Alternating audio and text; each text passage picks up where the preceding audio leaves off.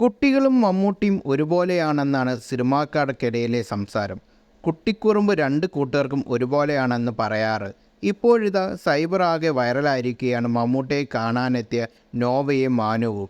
നേരത്തെ 3 വയസ്സുള്ളപ്പോൾ ഒരു പൊതുപരിപാടിയിൽ വെച്ച് മമ്മൂക്ക എന്ന് വിളിച്ച് സാക്ഷാൽ മമ്മൂട്ടിയെ ചിരിപ്പിച്ച കുട്ടിത്താരമായിരുന്നു നോവ. ഇപ്പോഴിതാ മമ്മൂട്ടിയെ കാണാനായി അദ്ദേഹത്തിൻ്റെ വീട്ടിലെത്തിയപ്പോൾ കുറുമ്പ് കാട്ടിയും മമ്മൂട്ടിയുടെ പിന്നിലൊളിക്കുകയും നോവയുടെ സഹോദരനെ മമ്മൂട്ടി ചേർത്ത് പിടിക്കുന്നതും ചിത്രങ്ങളിൽ കാണാം. കുറിപ്പ് വായിക്കാം. ഏത് തലമുറയും ആകർഷിക്കുന്ന നിത്യകൗതുകത്തിൻ്റെ പേരാണ് മമ്മൂട്ടി. പണ്ട് എറണാകുളത്ത് കേറാൻ ഷെയറിൻ്റെ ഒരു ചടങ്ങിനിടെ ആൾക്കൂട്ടത്തിനിടയിൽ നിന്നുകൊണ്ട് മമ്മൂക്ക എന്ന് വിളിക്കുമ്പോൾ നോവയ്ക്ക് പ്രായം 3 വയസ്സ്.